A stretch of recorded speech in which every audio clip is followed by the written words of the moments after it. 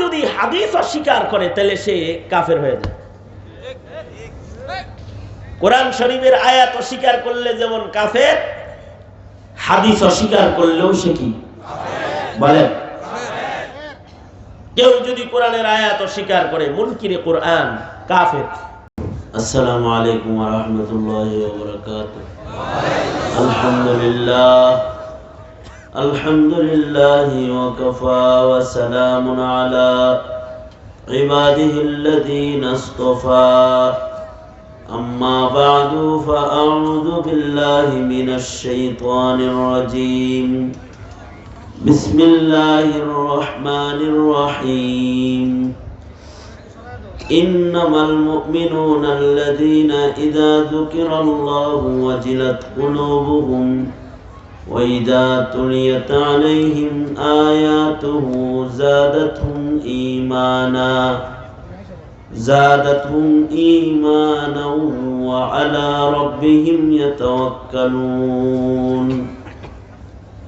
الذين يقيمون الصلاة ومما رزقناهم ينفقون أولئك هم المؤمنون حقا لهم درجات عند ربهم ومغفرة ورزق كريم. وقال النبي صلى الله عليه وسلم إذا سرتك حسنتك وإذا ساءتك سيئتك فأنت مؤمن.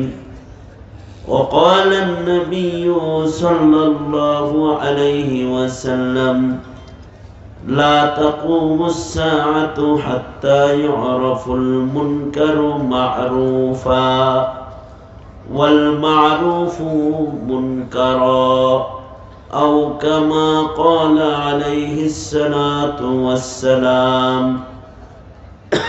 اللهم صل على محمد وعلى آل محمد كما صليت على إبراهيم وعلى آل إبراهيم إنك حميد مجيد. اللهم بارك على محمد وعلى آل محمد كما باركت على إبراهيم وعلى آل إبراهيم إنك حميد مجيد. الحمد لله. ধনুয়া দারুল উলুম কওমি মাদ্রাসার আয়োজনে আয়োজিত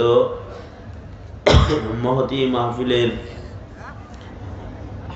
মোহতারাম সাদার, মোহতারাম সভাপতি, উপস্থিত হযরত বুজুর্গ উলামায়ে কেরাম, সম্মুখপানে সমবেত দিন প্রিয়, ইসলাম প্রিয়, দিনদার ইমানদার মুমিন মুসলমান ভাইরা, পর্দার আড়ালের মা বোনেরা, আল্লাহর দরবারে শুকর। আল্লাহ তাআলা দ্বীনি নসিহতের মজলিসে, উলামাদের সোহবতে, জান্নাতের বাগানে, নসিহতের মাহফিলে আপনাদের সাথে শামিল হওয়ার তৌফিক দান করেছেন। কালিমাতুশ শুকর পড়ি আলহামদুলিল্লাহ। বিকাল থেকে শুরু করে আপনারা গুরুত্বপূর্ণ নসিহত শুনেছেন, উলামা হযরতগণ কথা বলেছেন। আমি সেই 9:30টার সময় আসছি এখানে। আমি চাইতেছিলাম আব্দুর রব ফরিদি সাহেব লম্বা করে কথা বলুক, কারণ আমি অসুস্থ, ঠান্ডা কাশি, কথা বলা কষ্ট। ওয়াদা পূরণ করার জন্য আসা। উনি লম্বা করে বয়ান করেছেন, আপনারা মাদ্রাসায় সাদাকা খায়রাত করেছেন। আমি একেবারে শেষ ভাগে আপনাদের সামনে বরকতের নিয়তে বসে গেছি। কিছু কথা আপনাদের সামনে, আপনাদের আমলি জিন্দেগির সৌন্দর্য আসে এর সহায়ক হিসেবে বলার চেষ্টা করা। আল্লাহ তাআলা কিছু উপকারী কথা বলার তৌফিক দান করেন, আমিন। যারা দেহের অসুখ বিসুখ চেক আপ করে চলাফেরা করে তাদের আমরা বলি লোকটা সতর্ক লোক। ডায়াবেটিস বেশি কিনা, প্রেশার হাই কিনা, একেবারে লো হয়ে গেল কিনা, অথবা তার পালস কত মাপজোক করে না এখন, রক্তে কি কোলেস্টেরল বেশি কিনা মাপে। এগুলো মাপঝোক করে চলাফেরা করার জন্যে এখন আর হাসপাতালে যাইতে হয় না। ঘরের ভিতরে প্রেসার মাপার মেশিন আছে, অটো লাগাবে আর প্রেসার কত উঠে যাবে। টিভিও কোনো লাগবো না, আর এই যে এই কাটার নড়াচড়া দেখা বুঝানো লাগবো না। এদিকে হাত উপরে তোলেন,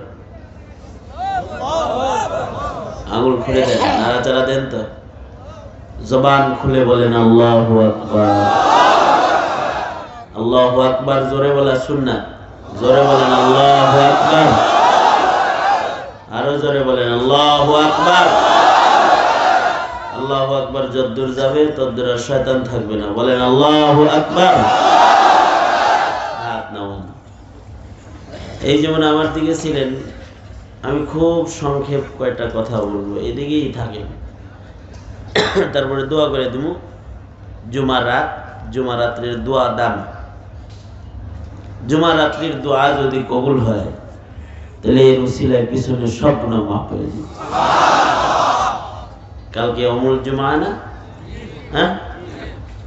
জুমারাত মসজিদে থাকার ফিকির করা, নেক কাজে থাকার ফিকির করা। এই জন্য দেখবেন মার্কাজগুলোতে সব গুজারি বৃহস্পতিবার না, এই রাত রানিং রাত, যেটা এটা সব গুজারির রাত। সারা রাত মসজিদে থাকা তো কষ্ট, আর মসজিদে গেলে উজু করে যাওয়ান লাগে, টুপি মাথায় দেওয়ান লাগে, পাঞ্জাবি গায়ে দেওয়ান লাগে, পাক কাপড় পরানো লাগে। ওয়া যাইতে তো এত কিছু লাগে না, ফ্যাক্টরি থেকে সোজা আইছে। এই জন্য ওইটা কঠিন হইলো, ওইটা সহজ। এই জন্য আসছে সবাই শ্রমিক ভাইয়েরা, যাদের কামাই খুব হালাল।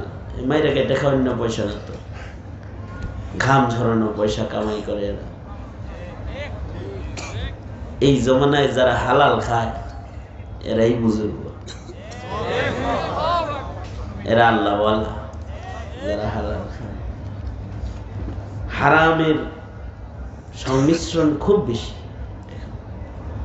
রোজগার হালাল করা কঠিন। আপনারা যারা শ্রমিক আছেন, আপনাদের রোজগারটা খুব হালাল। এমনি আপনারা বুজুর্গ, আপনাদের ইবাদত করলে এটা কবুল হইব তাড়াতাড়ি। কারণ যদি রিজিক হালাল থাকে তাহলে তার ইবাদত কবুল হবে, তার জিকির কবুল হবে, তার দোয়া কবুল হবে। আপনারা তো হালাল কামান কিন্তু ইবাদতটা করবার চান না, রাগাইছেন যে হুজুর মুখের উপরে এরকম একটা কথা বললাম। হালাল কামাই করেন ঠিক আছে, দোয়া কালামও করবার চান না, নামাজও পড়বার চান না, ওয়াজটা শুনবার চান, কারণ এটা তো সাপ্তাহিক বা মাসিক মাঝে মধ্যে। আর ওয়াজের ভেতরে বিভিন্ন ধরনের মজা আছে। ইন্না মিনাল বায়ানি লা সিহর, মানুষের কথার ভিতরে জাদু আছে। ওয়াইজ যারা হয় তাদের কথায় কিছু মায়ের পেছ থাকে, তো শুনতে ভালোই লাগে। হারুন প্যাসেঞ্জারের মতো ডায়লগ শুনতে যেরকম ভালো লাগে, ওয়াইজের ডায়লগও শুনতে ভালো লাগে। দেখেন না, এক এক ওয়াইজের এক এক রং, হার গুলেরা রঙে বুয়ে দিগার আছে। এক একজনের কথার ভেতরে এক এক ধরনের আকর্ষণ। আল্লাহর দান, এই সৌন্দর্য আল্লাহর দেয়া ধর্ম।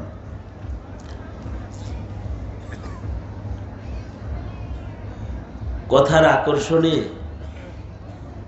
মানুষ তন্ময় হয়ে যায়। মানুষের কথার আকর্ষণ। এত নাটক সিনেমা দেখে কি লেগে? কথার আকর্ষণ। সিনেমাটা বানাইছে গো, কান্দা হালাইছে। ঠিক আছে, বলে না এরকম? কি দিয়া কান্দাইছে? দুজকের কথা কয়ে কান্দাইছে। এমন অভিনয় করছে, হাকিকত করছে না অভিনয় করছে? দেখার সময় হেও যে জানতেছে যে এটা অভিনয়, তাও কান্দে। নাটক দেখে কান্দে দিছে।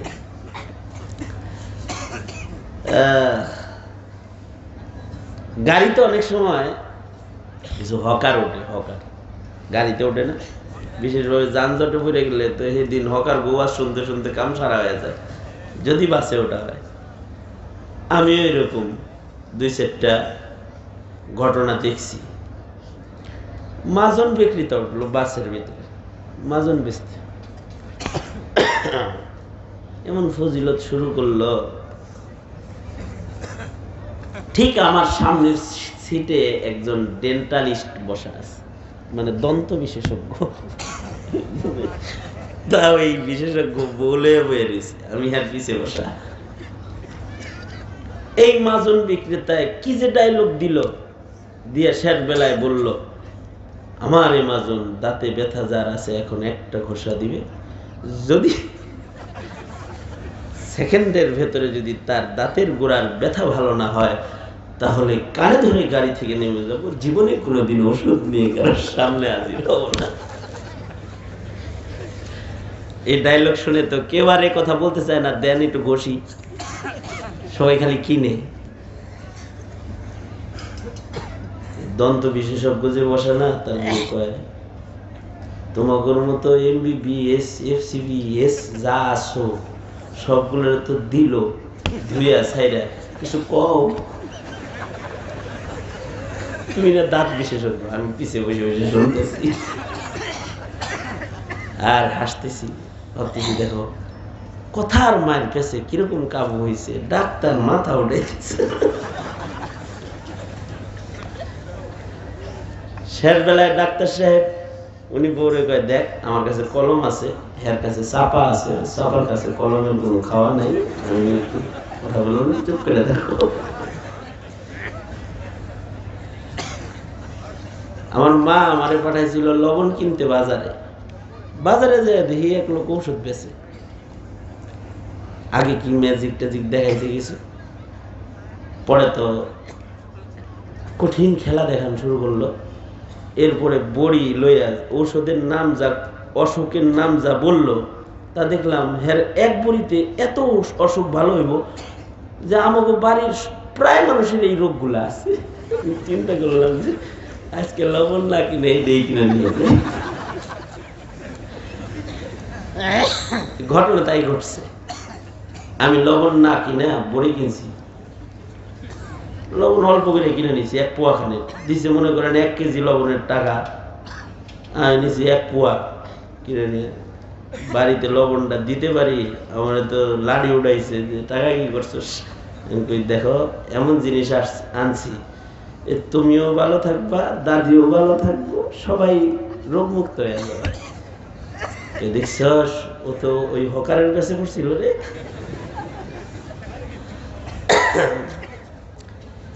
আটার গুলি বেঁচে হলাই দিবে ওষুধ বিলে জবানে, এরকম মজা আছে। এই কারণে মানুষ ওয়াজ শুনতে চায় কিন্তু মসজিদে থাকবার চায় না। মসজিদে তো আর এত ওয়াজ নাই, গেলে আমল একটু ভালো লাগে না। ওয়াজ সংক্ষেপ করলে কয় হুজুর আর একটু বাড়াই করেন, ভাল লাগতেছে, টেস্ট লাগতেছে, কিন্তু আমল তো অত টেস্ট লাগে না। কিন্তু জুমা রাত্রিতে কেউ যদি আমল না করে এসা পইড়া যদি মসজিদে একটা ঘুম দেয়, জামাতের সাথে যদি ফজরের নামাজ পড়ে, একটা সুন্নতের উপরে আমল হয়ে যাবে। সাহাবীরা জুমা রাত্রি মসজিদে কাটাইতো, তো এটা তো আর পারবেন না, ওয়াজ আইছেন, এটাও খারাপ না। মাহফিলে কমাস কম আল্লাহর নাম তো শুনতেছেন, কোরআন তেলাওয়াত শুনতেছেন, জিকির আজকার করতেছেন, আল্লাহ তাআলা যাদের আনছেন তাদের আগমনটা আল্লাহ কবুল করে নেক। আওয়াজ করে বলেন আমিন। খুশি হয়েছেন না আল্লাহ জানছেন? মনে করেন একই ফ্যাক্টরিতে ছিলেন, আপনারে আনছে, হেরে আনে না। রাত হয়ে গেছে এখন 11:30 প্লাস, কিন্তু আপনি এখনো শীতের ভিতরে দাঁড়ায় রয়েছেন, বসার জায়গা নেই। কেন দাঁড়ায় রয়েছেন? আপনার ভেতরে ইবাদত করার, আল্লাহ বিল্লাহ করার, আল্লাহর নাম শোনার একটা স্বাদ আছে, এটা আপনার কাছে ভালো লাগতেছে। আর আরেকজন একই সাথে চাকরি করছেন, কিন্তু হে কইছে আরে রাত বাজে 12টা, মৌলবী বগর বগর শুনতে যা বাচ্চা ঘুমাগা, এই কথা বলে হে কিন্তু হাঁটা দিছে, চলে গেছে। কিন্তু তার আবার এটি ভাল লাগে না। তবে একতারা দুতারাতে টান মারলে তার খুব নড়ে চড়ে তো হয়। তাহলে কি পাওয়া গেল? একজনের ভেতরে ইবাদতের আনন্দ পাওয়া গেল, আর একজনের ভেতরে গুনাহের আনন্দ পাওয়া গেল। আমরা যেরকম ঘরে বৈশা প্রেসার মাপি, ডায়াবেটিস মাপি, আল্লাহর রাসূল আমাদেরকে ঘরে বসে বসে নিজের ঈমানও মাপতে কইছে। নবী তো বিশ্ববিজ্ঞানী ছিলেন। সরওয়ারে দো আলম নবী বলেন,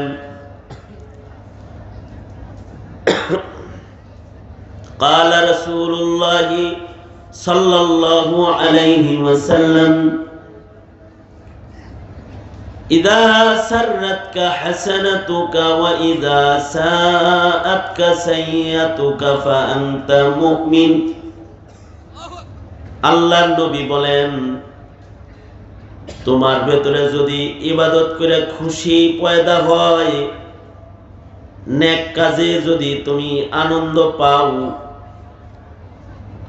আর কোনো গুনাহ হয়ে গেলে যদি তোমার ভেতরে পেরেশানি পাওয়া যায়, এই দুইটা রং যাদের ভেতরে আছে তারা কনফার্ম থাকতে পারো তোমার ঈমান নষ্ট হয় নাই, ঈমান আছে।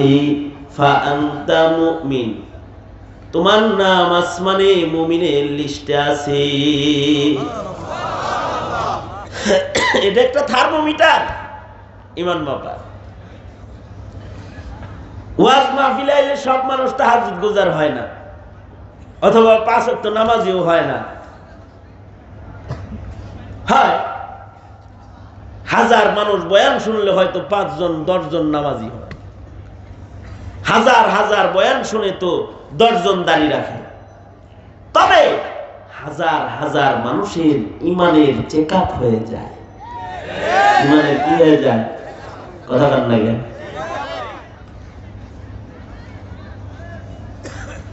এই কারণে মাহফিলে আসলে ইমান চেক হয়, কিন্তু মাহফিলে যার আরাম লাগে বুঝতে হবে তার ইমান ভালো আছে। এখনো ইমান কি আছে? ভালো আছে। আর আল্লাহর কথা শুনলেই যার গা চুলকায়, তাকবীরের আওয়াজ শুনলে যদি বলে উত্তেজিত হও কেন, থামো। কোরআনের কথা শুনলে পরে বলে আর এগুলো ডেলি শুনি, এগুলো আবার শুনতে হয় নাকি, এরকম বিরক্তি যার ভেতরে আছে বুঝতে হবে তোর রুচি নষ্ট হয়েছে, চিকিৎসা কর, ঈমান নষ্ট হয়েছে। আমাদের দেশের এই মাহফিল থেকে কিন্তু এটা একটা প্যাথোলজিক টেস্ট সেন্টার লিল ঈমান, ঈমানের জন্য, মুমিনের জন্য এটা প্যাথোলজিক টেস্ট সেন্টার। ঘুম বাদ দিয়ে আল্লাহ আল্লাহ করতেছেন, হুজুররা বলতেছে কোন সুবহানাল্লাহ, তো কইতেছে হ্যাঁ সুবহানাল্লাহ। মানে কি আল্লাহর নাম বলতেও একটা স্বাদ লাগতেছে। এইটা এই স্বাদটা যার ভেতরে আছে সে মুমিন। আমি হাদিস পড়েছি, আল্লাহর রাসূল বলেছেন এই স্বাদের নাম ঈমান। তাহলে আপনারা যারা আছেন, একটা মূলনীতি শিখাইতেছি আপনাদেরকে, সেটা হলো রক্তের ভেতরে মেশিন লাগায় ডায়াবেটিস যেমন মাপেন, হাতে মেশিন লাগায় প্রেসার যেমন মাপেন, ইমানদার হিসেবে জন্মাইছেন মাঝে মধ্যে নিজের ঈমান মাপবেন যে কিরকম ঈমানটা আছে। তে ঈমান মাপার একটা পদ্ধতি হলো, যদি আপনি বুঝেন নেকির কাজ আপনার ভাল লাগতেছে, তাহলে বুঝবেন আপনার ভেতরে ঈমান ঠিক আছে। আর যখন দেখবেন যে নেকির কাজ আপনার কাছে সেন্সার লাগে, করতে মনে চায় না, যাইতে মনে চায় না, শুনতে মনে চায় না, মসজিদের দিকে হাঁটতে মনে চায় না, একটা বিরক্তি ভাব আসছে, আলেম দেখলে পরে খারাপ লাগে, নায়ক দেখলে ভালো লাগে, যদি এরকম হয় তাহলে বুঝবেন ইমানের ভেতরে সমস্যা হয়েছে, এটা চিকিৎসা দরকার। কি দরকার? চিকিৎসা দরকার।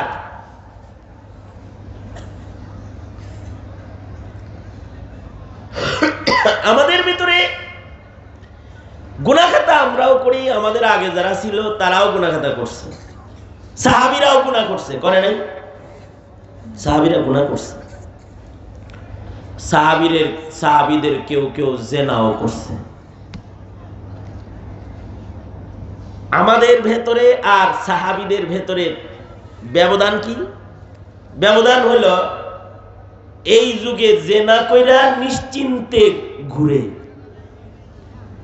অথবা জিনা কইরা মিষ্টি খাওয়ায়। যেমন জাহাঙ্গীরনগর বিশ্ববিদ্যালয়ে 100 জেনার সেঞ্চুরি করে মিষ্টি খাওয়াইছে। কত বড় খবিশের খবিশ, চিন্তা করে দেখছেন?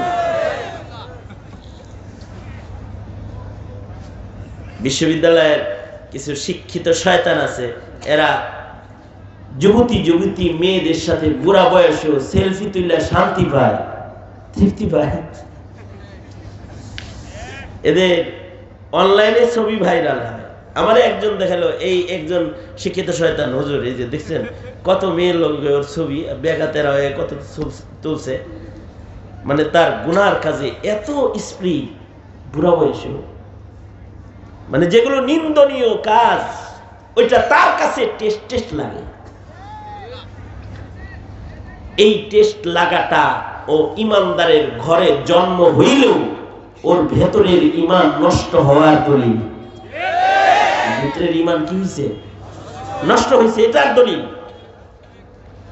কথাটা কি আমার কথা? আমার বলেছেন মুহাম্মাদুর রাসূলুল্লাহ সাল্লাল্লাহু আলাইহি ওয়াসাল্লাম। আর একটা কথা মনে রাখতে হবে, আল্লাহর নবী, তোমার আমার নবী, নিজের থেকে কখনো কিছুই বলেন না। তোমার আমার নবী তাই বলেন যা আল্লাহ বলেন। আল্লাহ যা কয় রাসূল তা কয়। রাসূলে আরবি নিজের থেকে একটা কথাও কখনো বলেন নাই। নবীজি যা বলছেন সব মৌলিকভাবে আসলে কার কথা? আরো জোরে আওয়াজ করে বলেন, কার কথা? জবান খুলে বলেন, কার কথা? নবীর কথাগুলো আসলে আল্লাহর কথা। সঙ্গত কারণেই কেউ যদি হাদিস অস্বীকার করে তাহলে সে কাফের হয়ে যায়। কোরআন শরীফের আয়াত অস্বীকার করলে যেমন কাফের, হাদিস অস্বীকার করলেও সে কি বলেন? কেউ যদি কোরআনের আয়াত অস্বীকার করে, মুনকিরে কোরআন, কাফের। কেউ যদি হাদিস অস্বীকার করে, সেও নবীর হাদিস আল্লাহর কথা। কোরআনের হেফাজত যেই সাহাবীদের মাধ্যমে হয়েছে, হাদিসের হেফাজত ওই সাহাবীদের মাধ্যমেই হয়েছে।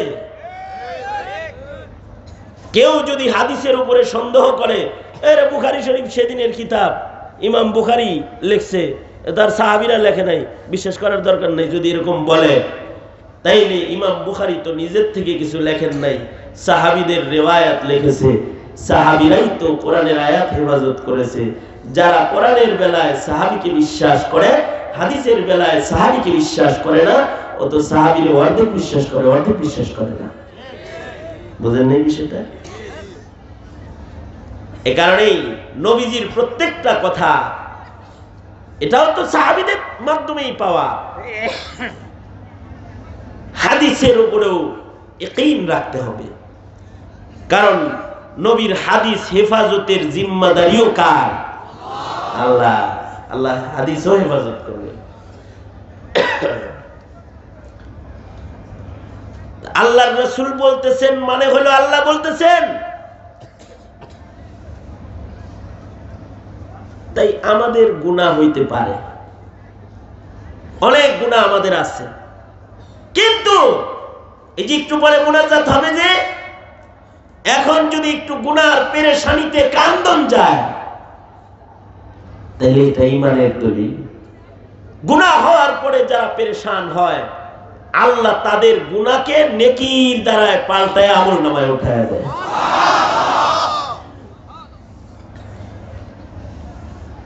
এখনকার যুগে হইল গুনাহ করে মিষ্টি খাওয়ায়, আর সাহাবীরা গুনাহ হয়ে গেলে তওবা করছে, জিনা করে ফেলেছে, সাহাবী নবীর কাছে আসছে,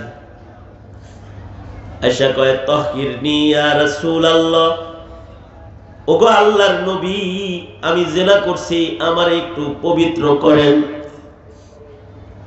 আমার উপরে শরীয়তের হদ কায়েম করেন। আল্লাহর নবী মুখ ঘুরায়া বলে, আমার সাহাবী জিনা করতে পারে না। সাহাবী সামনে এসে দাঁড়ায় কয়, না করছি। তাহহিরনি ইয়া রাসূলুল্লাহ, নবীজি আবার বামে ঘুরছে, সাহাবী এসে বাম পাশে দাঁড়ায় বলে, নবী আমি আসলে জিনা করছি, আমি জিনার দাগ লইয়া আল্লাহর কাছে যাইতে ভয় পাই, আমারে জিনার দাগটা মুইছা দেন দুনিয়ায়, যেন আখিরাতে আল্লাহর আদালতে আমি শরণ না পাই। গুনাহ হইছে, কিন্তু সাহাবী পেরেশান। আমাদের কাছে তোমাদের কিছু যুবকরা আসে, আয়েশা বলে, হযরত গোপনে একটু কথা আছে, একাকী বৈশা বলতে থাকে, হযরত আমি এই অন্যায় করেছি, এই অন্যায় করেছি, আমার তো মনে হয় আমি বললে আল্লাহ আমারে মাফ করতো না। ওগো হযরত, আমি আমার এই গুনাহগুলো লইয়া আল্লাহর কাছে যাইতে ভয় পাই, আমার মাপ নেওয়ার তরিকা কি একটু শিখায়া দেন। একজন আলেমের কাছে গোপনে এসে নিজের গুনাহ এর থেকে মুক্তির জন্য পরামর্শ চায়, কান্দে। আমি দেখেছি একটা যুবকরে হাউমাউ করে কাঁদতেছে আমার রুমের ভিতরে, দরজা বন্ধ, আমার সাথে কথা বলবো, দরজা বন্ধ করে কাঁদতেছে। যখন নিজের গুনার বর্ণনা দিয়ে কাঁদতেছে আর বলতেছে, হুজুর আমি কেমনি ক্ষমা পাইতে পারি, আমার তো শরীয়তের বিচার নেওয়ার মতো আদালত নাই, পরামর্শ দেন আমাকে। আমি তাকে জিজ্ঞাসা করলাম, তুমি কি লজ্জিত? জি আমি লজ্জিত। তুমি কি তওবা করতেছো, আর জীবনে গুনাহ করবা না? জি তওবা করতেছি, আর জীবনে গুনাহ করব না। তাহলে তোমার গুনাহ কাউকে সাক্ষী বানানোর দরকার নাই, তোমার গুনাহ আল্লাহ দেখেছি, তুমি শর্মিন্দা হয়েছো, তোমার চোখের পানিগুলা পড়েছে, এটা তোমার গুনার শরমের চোখের পানি, এর প্রত্যেকটা পানি ফোঁটা তোমার গুনাহ মাফের সাক্ষী হিসেবে আল্লাহর আদালতে দাঁড় করানোর চেষ্টা করো। শর্মিন্দার নাদামত, লজ্জিত হয়ে আল্লাহর কাছে তওবা করো। গুনাহ করার পরে শরম পাওয়া, লজ্জা পাওয়া, এটা ঈমান। এই ঈমান যদি কারোর ভেতরে পাওয়া যায়, ময়দানে মাহশরে আল্লাহ তাআলা ওই গুনাহগারকেও ঈমানদার বলে ডাক দিবে। সুবহানাল্লাহ। গুনাহ করে খুশি হয় নাই, গুনাহ করে পেরেশান হইছে, এটা সাহাবীদের ঈমানের রং। ওই যে সাহাবী আয়েশা আল্লাহর রাসূলকে বলে, আমি জিনা করছি, জিনার দাগ নিয়ে আল্লাহর কাছে যাইতে শরম পাই আমি। আরেক সাহাবী আল্লাহর রাসূলের কাছে আসছে, মহিলা সাহাবী, এসে বলে, আল্লাহর নবী আমার পেটে জিনার বাচ্চা, আমাকে বিচার করেন। আল্লাহর রাসূল বললেন, তুমি গুনাহ করছো, তোমার সন্তান তো গুনাহ করে নাই। সন্তান প্রসব হবে, তারপরে বিচার হবে। সন্তান হইছে, পরে কোলে নিয়ে আবার আইছে। আল্লাহর নবী, আমার সন্তান আলাদা, আমি আলাদা, এবার আমারে বিচার করেন। আল্লাহর রাসূল বললেন, না, তোমার সন্তান তোমার স্তনের দুধ পান করবে, যেদিন বাহিরের খাবার খাওয়া শিখবে সেদিন আসবে। মহিলা বাড়ি চলে গেছে। মহিলাটা নিজের সন্তানকে বাহিরের খাবার খাওয়ার প্রশিক্ষণ দেয়। এবার তার সন্তানটা হাঁটতে পারে,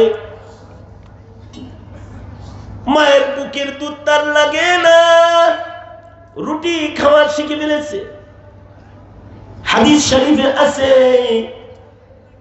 মহিলাটা নিজের সন্তানকে দূর থেকে কোল থেকে নামায় দিছে। আল্লাহর রাসূলের দরবারে হাঁটায়া হাঁটায়া লয়ে যাচ্ছে। তার মানে মহিলাটা বুঝাইতে চায়, ওগো সরকার, আমার ছেলের হাঁটতে এখন আর মার কোলের দরকার নাই, আমার মতো নাপাক মায়ের কদম ব্যবহার করে আমার সন্তানের হাঁটার দরকার নাই। ও আল্লাহর নবী, আমার সন্তান নিজে হাঁটা জানে। একটা রুটির খণ্ড সন্তানটার হাতে দিছি, ছেলেটা হেঁটে যাইতেছে আর রুটি খাইতেছে। হাদিসে আছে, কিসরাতু খুবজিন বিয়াদি, বাচ্চাটার হাতে রুটি টুকরা দিয়ে লয়ে গেছে। ছেলেটা রুটি খাইতেছে। সাহাবী আল্লাহর নবীরে বলে, ওগো সরকার, দেখেন, আমি মার বুকের দুধ না হইলেও মরবে না, ও রুটি খাইতে জানে। এবার আমার মতো নাপাক মায়ের রাখার দরকার নাই, আপনি আমাকে পবিত্র করে দেন, আমি আমার নাপাক চেহারা লইয়া আল্লাহর সামনে দাঁড়াইতে লজ্জা পাই।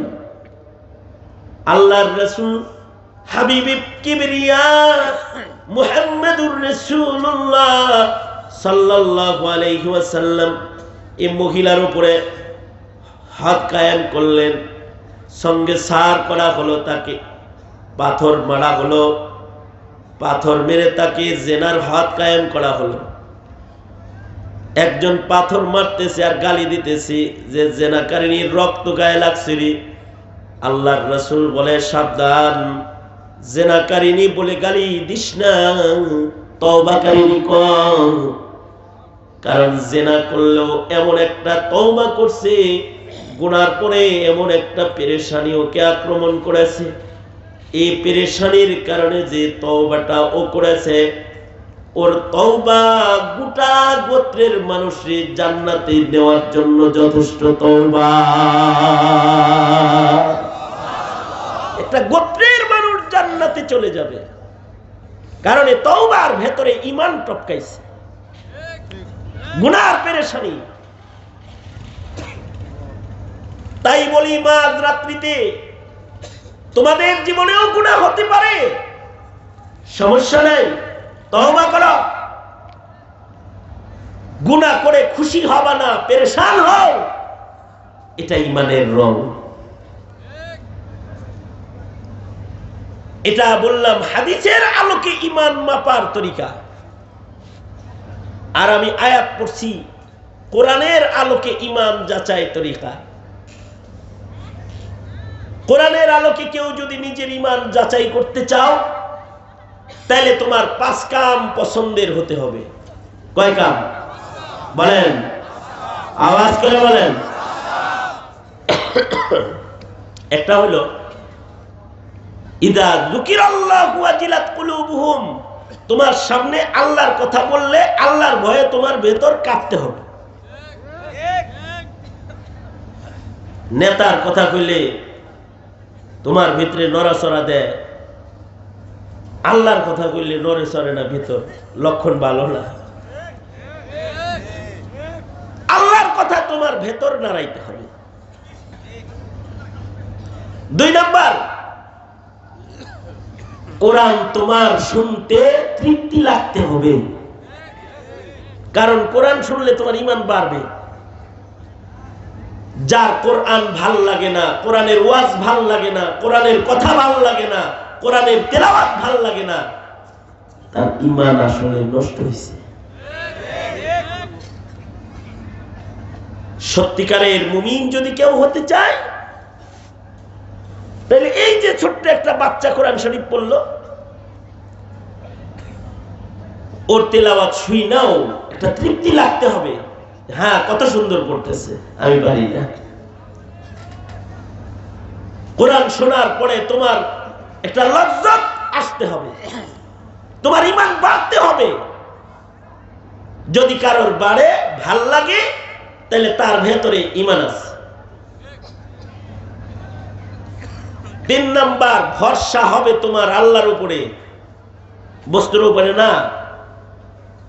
মুমিনের ভরসা কার উপরে? জোরে করে বলেন। চাকরির উপরে,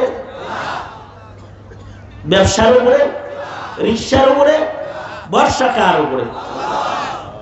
এই জায়গায় যেন কোনো ক্ষতি কখনো কারণ না হয়। ভরসা হবে একমাত্র আল্লাহর পরে। চার নাম্বার গুণ হলো নামাজ মজাদার লাগতে হইব।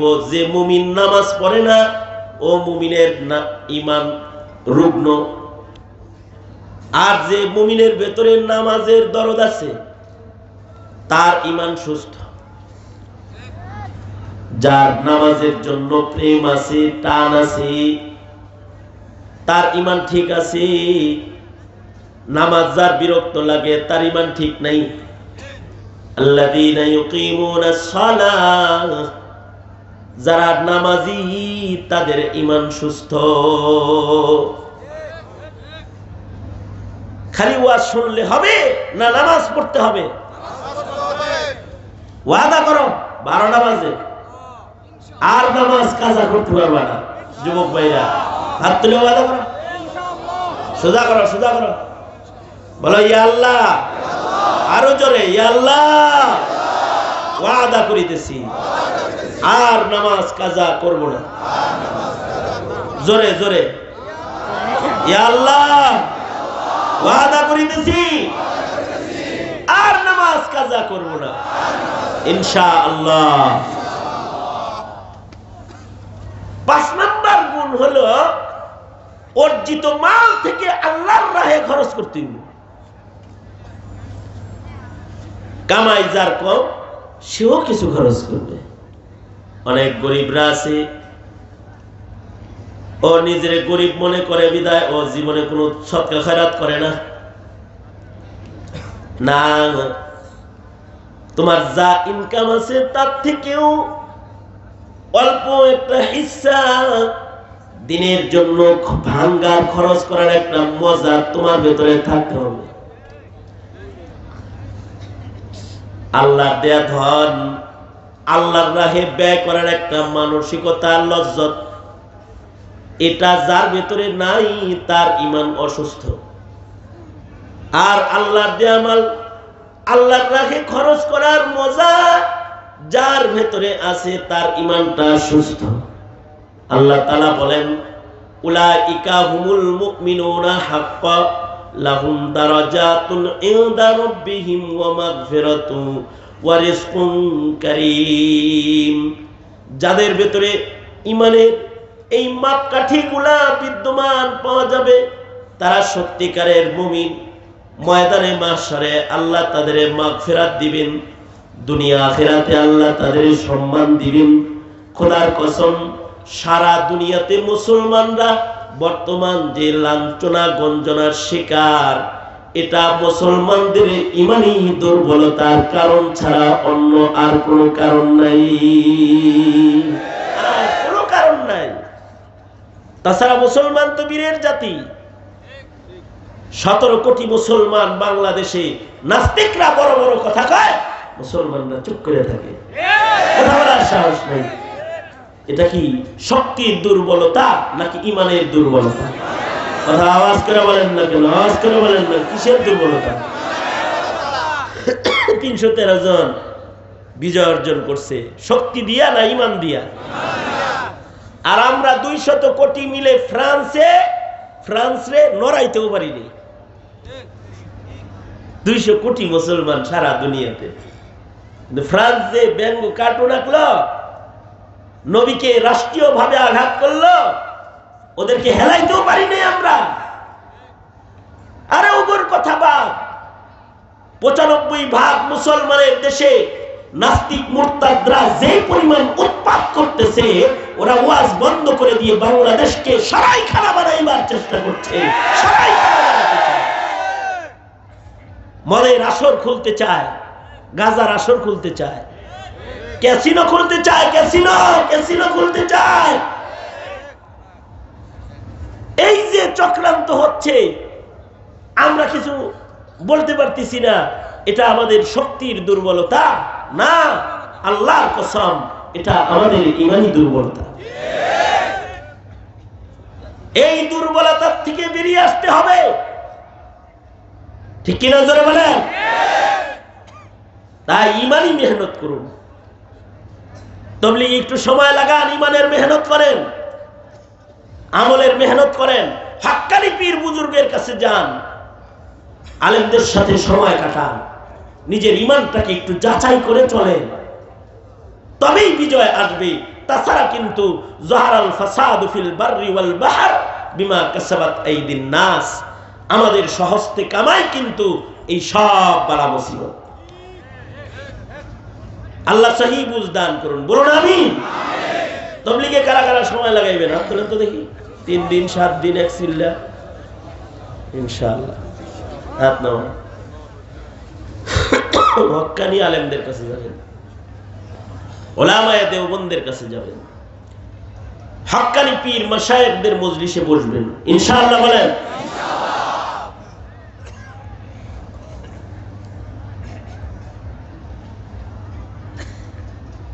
চোখের গুনাহ ছাইড়া দেন,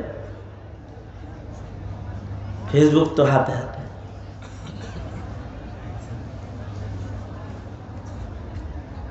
ফেসবুকে গালাগালিও বাদ দেন, লাইক কমেন্টের ব্যবসা ছাড়েন, জিকিরের ব্যবসা ধরেন, জিকিরের ব্যবসা। আধা ঘন্টা ফেসবুক না চালালে 5 মিনিট জিকির করেন। বাজে উপন্যাস না পড়ে ঘরে কোরআন তেলাওয়াত চালু করেন।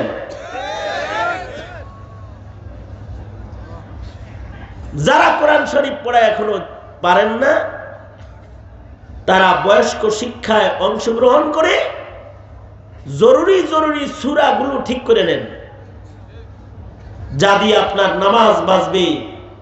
ওই দোয়াগুলো ঠিক করে নেন, যা দিয়ে আপনার ঈমান বাঁচবে, ঠিক করে নেন। বড় বড় কথা বলার লোক অনেক আছে, দোয়া কালাম শিখার লোক কম আছে। ফটফট করে খালি আমি সব পারি। বসো দেখুনি কিরকম পারো না, দোয়া কালামই কইতে পারবা না। একটু সময় দিতে হবে, সময় না দিলে এগুলো ঠিক হবে না। ঈমানের জন্য, আমলের উন্নতির জন্য হায়াতের মূল্যবান সময়ের একটা অংশ তো ব্যয় করবেন, এদিকে খেয়াল করবেন, ইনশাআল্লাহ বলেন। আলহামদুলিল্লাহ রাব্বিল আলামিন, ওয়াসসালাতু ওয়াসসালামু আলা সাইয়্যিদিল আমবিয়া ওয়াল মুরসালিন মুহাম্মাদিন ওয়া আলা আলিহি ওয়া আসহাবিহি আজমাইন। রাব্বুল আলামিন, রাত্রি 12টা বেজে গেছে, অসুস্থ দেহে তোমার গোলামদের সামনে হাজির হয়েছি, হাজিরা দিয়েছি, কিছু কথা তোমার বান্দাদের কানে পৌঁছায়া দিয়েছি। মাঝ রাত্রিতে 2টা হাত তোমার আদালতে কিবরিয়াতে বাড়ায় ধরেছে। জিন্দেগীর সব গুনার জন্য তোমার কাছে অনুতপ্ত লজ্জিত হয়ে মাপ চাই। ও জাহানের মালিক, আমাদের জিন্দেগীর সব গুনাহ তুমি মাফ করো আল্লাহ। জেনে না জেনে, অন্ধকারে আলোয় গোপনে প্রকাশ্যে যত পাপাচার করেছি ক্ষমা করে দাও। কার কি হাজাত, কার কি জরুরত তুমি জানো। সবার মনের নেক বাসনাগুলো পূরণ করে দাও। হাজার হাজার যুবক হালাল কামাইকারী শ্রমিকদের লয়ে হাত তুলেছি আল্লাহ।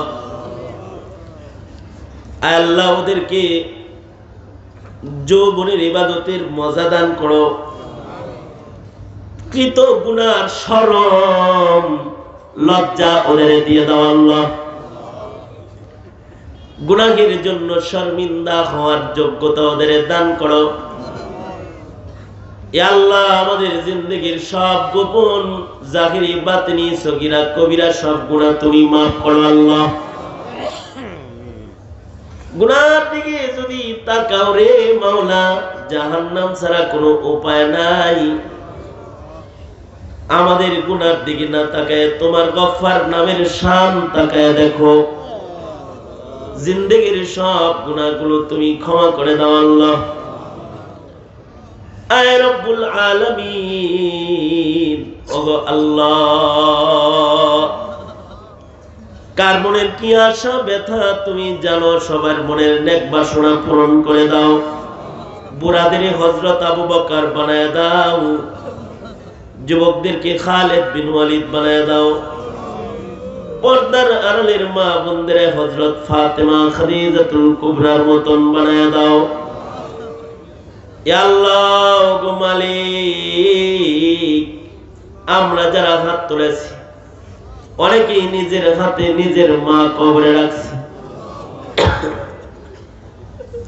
নিজের হাতে নিজের বাপ কবরে রাখছি। কাফন সরায়া নিজের মারে শেষ দেখা দেখছে। কাফন সরায়া নিজের বাবারে শেষ দেখা দেখছে।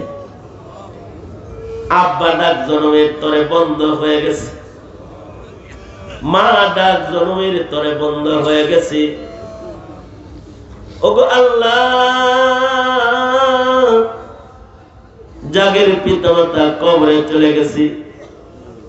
আল্লাহ তাদের মা বাবার কবর গুলা জান্নাতের বাগান বানায় দাও আল্লাহ রব্বুল আলামিন। ইয়া আল্লাহ, অনেকে এখানে হাজির রয়েছে যারা দুয়ার আশা রাখে, দুয়ার হক রাখে। সকলের হকে তুমি দোয়া কবুল মঞ্জুর করে নাও রব্বুল আলামিন। আমাদের আমাদের সন্তানগুলোকে আমাদের জন্য সাদাকায়ে জারিয়া বানায় দাও। জানি না আল্লাহ কোন দোকানের কাফন রেডি হয়ে গেছে, কোন সবের বাস না জানি পেকে গেছে, কখন জানি মসজিদের কোনার পালকি বাড়ির দুয়ারে দাঁড়ায় যায়। আল্লাহ, কবরের পালকি পাঠানোর আগে কামেল মুমিনের দপ্তরের নাম উঠায়া দিও। আয় রব্বুল আলামিন, এই মুহূর্তে আমাদের সালাম পেয়ারা নবীর রওজা ধারে পৌঁছায় দাও। বারবার বাইতুল্লাহ রওজা ধার জিয়ারত নসিব করে দাও আল্লাহ। আল্লাহ রব্বুল আলামিন, আয় রব্বে করিম, যে ছেলেগুলাকে পাগড়ি দিছি ওদের আলেমে রব্বানি হক্কানি বানায় দাও। এই মাদ্রাসার মাহফিল কবুল মঞ্জুর করে নাও। দিন দিন তারাক্কি আর উন্নতি তুমি দান করো। এলাকাবাসীকে মাদ্রাসার খেয়াল রাখার তৌফিক দান করো। মাঝ রাত্রিতে ভিক্ষুকের মতো তোমার কাছে আবদার, আল্লাহ আমাদের থেকে আর কোন মুরব্বীরে নিয়ে যায় না আল্লাহ। কত আলেম লয়ে গেলা, জমিনটা খালি হয়ে যাইতেছে গো আল্লাহ। কত মুরব্বী লয়ে গেলা গা রব্বুল আলামিন। উম্মতের রহমত, উলামাদের হায়াত বাড়ায়া দাও। আমাদের গুনার কারণে তোমার পেয়ারা পেয়ারা বান্দাগুলাকে জান্নাতে দেখে লয়ে যায় না আল্লাহ। আর জমিন ফাঁকা বানায়ও না। আল্লাহ বুজুর্গদেরকে নেক হায়াত লম্বা করে দাও আল্লাহ। সারা দুনিয়ার মুসলমানদেরকে নাজাত আর শান্তি তুমি দান করো, বাংলার জমিনে শান্তি দান করো, আমাদের হাজিরি কবুল মঞ্জুর করো, যত খায়ের সব দাও, যত শার তার থেকে ধরে ধরে আমাদেরকে বাঁচাও। মৌতের দিনে ঈমান নসিব করে দিও, জারি করে দিও লা ইলাহা ইল্লাল্লাহু মুহাম্মাদুর রাসূলুল্লাহ বিরহমাতিকা ইয়া আরহামার রাহিমিন।